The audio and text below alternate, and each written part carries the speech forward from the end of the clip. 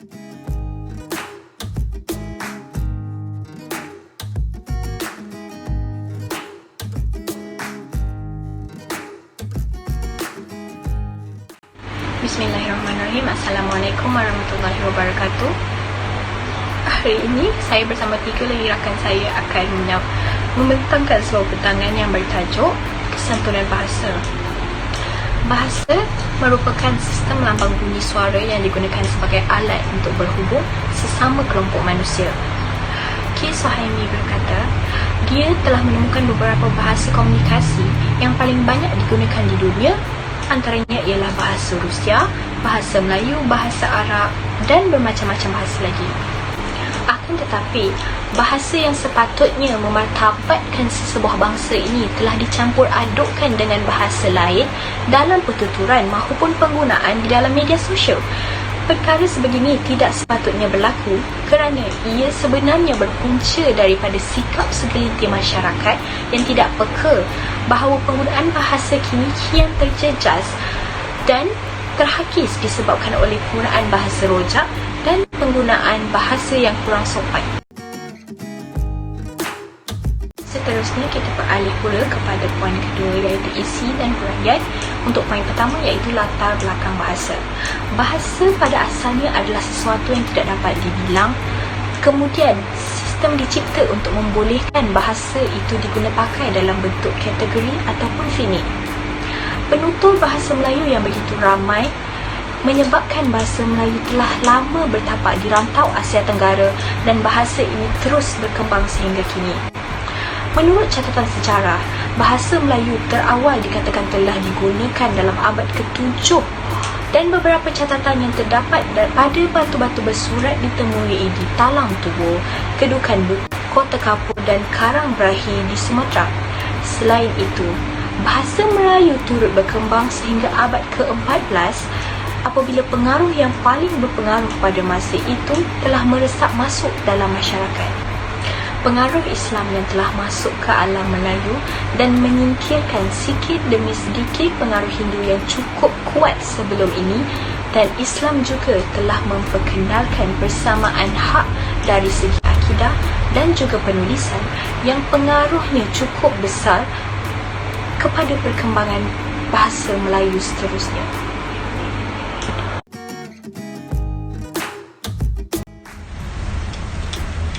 Terdapat beberapa kebaikan jika kita mengamalkan kesantunan bahasa, bukan sahaja kepada diri kita tetapi juga kepada orang lain. Antara kebaikan mengamalkan kesantunan bahasa ialah kepribadian seseorang dapat digambarkan. Orang yang mengamalkan kesantunan bahasa, dirinya akan dihormati oleh orang lain dan orang lain tidak akan memandang rendah terhadap dirinya. Sebagai contoh, apabila kita memulakan sesuatu percakapan, kita haruslah memberi salam terlebih dahulu. Jika kita memulakan sesuatu percakapan tanpa memberi salam, orang lain akan menganggap seseorang itu tidak mempunyai adab. Selain itu, dengan mengamalkan kesantunan bahasa, kita dapat menjaga hubungan silaturahim antara satu sama lain. Dengan menggunakan bahasa yang santun secara berdepan ataupun di laman sosial, orang lain akan merasa lebih selesa untuk berkomunikasi dengan kita. Kita juga dapat mengelakkan daripada menyakitkan perasaan orang lain tanpa sengaja. Sebagai contoh, apabila kita bercakap ataupun menulis sesuatu di laman sosial, kita perlulah menggunakan bahasa yang sopan agar orang yang mendengar atau membacanya tidak akan terasa hati dengan apa yang ingin disampaikan.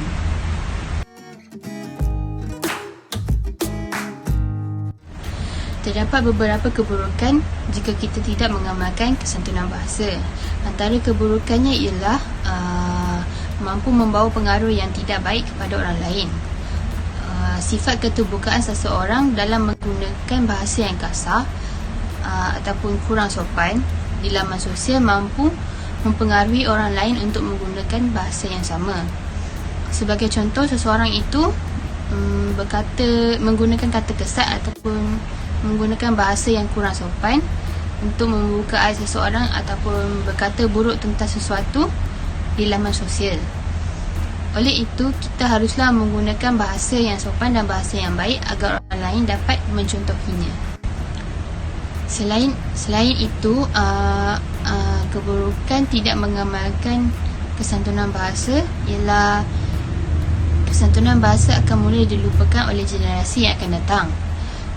Apabila terlalu ramai orang tidak mengamalkan kesantunan bahasa dan lebih menggunakan bahasa rojak ataupun bahasa yang kurang sopan, lama kelamaan nilai-nilai murni kesantunan bahasa itu akan mula dilupakan.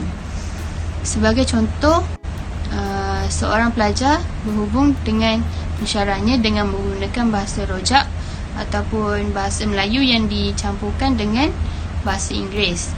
Oleh itu, kita perlulah menggunakan bahasa yang betul dan sopan apabila berkomunikasi agar nilai murni bahasa itu. Zaman kini yang lebih moden dan kompleks menyebabkan teknologi menjadi satu keperluan dan kepentingan dalam kehidupan masyarakat. Penggunaan media sosial tidak lagi asing di negara kita maupun di seluruh dunia. Namun sesuatu perkara haruslah diselarikan dengan nilai etika agar memberi kesan positif terhadap diri, bangsa dan masyarakat. Antara kesan kepada diri ialah mampu meningkatkan kemahiran penggunaan bahasa dalam diri seseorang. Antara nilai etika yang boleh diterapkan ialah adab dalam berkomunikasi dengan menggunakan bahasa yang betul. Hal ini kerana melalui bahasa kita mampu melihat kepribadian seseorang dan boleh dijadikan contoh yang baik kepada diri dan juga orang lain. Seterusnya, kesan kepada bangsa ialah mampu menaikkan martabat sesuatu bahasa dan juga menyatukan bangsa. Jumlah pengguna media sosial yang ramai di Malaysia yang terdiri daripada pelbagai bangsa dan agama menjadi satu faktor kepada kepentingan etika berbahasa, tidak kira di luar maupun di laman sosial. Oleh itu, setiap orang haruslah mengambil peranan dan mengambil cakna dalam menitik beratkan etika berbahasa di laman sosial demi mengekalkan perpaduan dan juga kesejahteraan. Akhir sekali kepada masyarakat ialah penyebaran maklumat menjadi semakin efektif. Penyebaran maklumat yang semakin mudah hanya di hujung jari dan masyarakat dapat mengetahui pelbagai maklumat di dalam negara maupun di luar negara. Oleh itu, setiap orang haruslah mempunyai rasa tanggungjawab dan integriti dalam menyebarkan maklumat dengan penggunaan bahasa yang betul.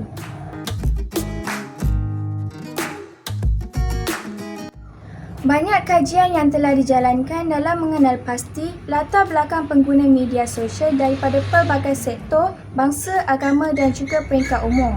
Kajian yang dijalankan oleh Accenture pada tahun 2009 menunjukkan responden di Malaysia iaitu 85% menggunakan jaringan sosial dalam talian.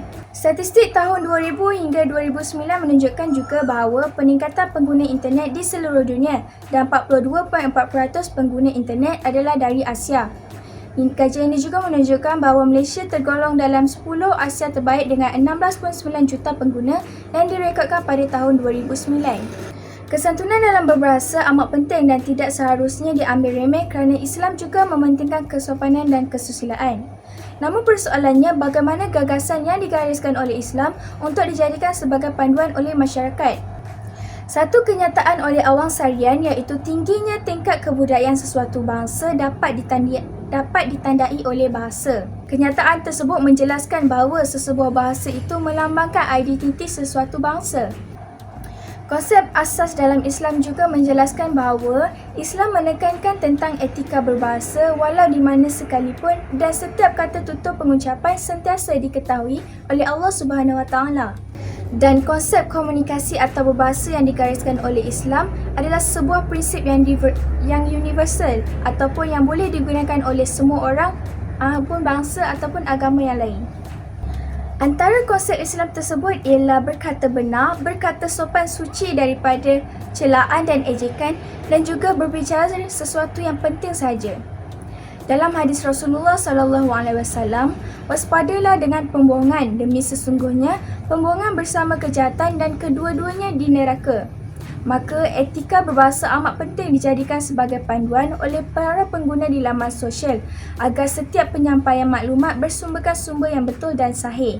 Antara etika lain yang disebut ialah mengelakkan daripada berlakunya ejekan atau penghinaan kepada sesuatu dalam berbahasa. Hal ini kerana perbuatan mengeji atau melaknat amat dibenci oleh Allah Subhanahu Wa Taala. Berkata kotor dan mencela adalah dikeji serta dilarang kerana Waspadalah dengan kata kotor, sesungguhnya Allah tidak menyukai kata kotor dan perbuatan kotor. Dan seterusnya ialah tidak bercakap tentang perkara yang sia-sia yang tidak mendatangkan faedah kepada orang lain.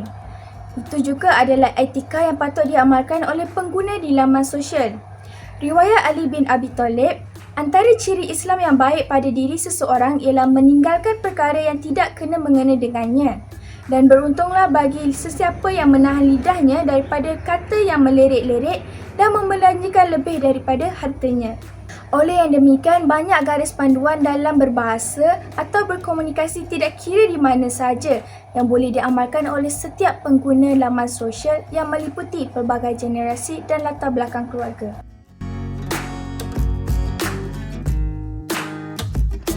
Isu semasa yang berkait dengan penggunaan bahasa. Pada Jun 2018, Malaysia telah digemparkan dengan penggunaan bahasa Mandarin dalam kenyataan rasmi kerajaan. Hal ini mendapat kritikan yang hebat daripada beberapa pihak. Perkara ini dipandang serius kerana ianya dikira sebagai melanggar Perlembagaan Malaysia Perkara 152. Perkara 152 menyatakan bahawa bahasa rasmi kebangsaan Malaysia adalah bahasa Melayu dan penggunaan selain bahasa Melayu dalam urusan kerajaan adalah salah di sisi undang-undang. Akan tetapi kanan-kanan raja membenarkan penggunaan bahasa selain bahasa Melayu untuk urusan harian dan urusan tidak rasmi kerajaan.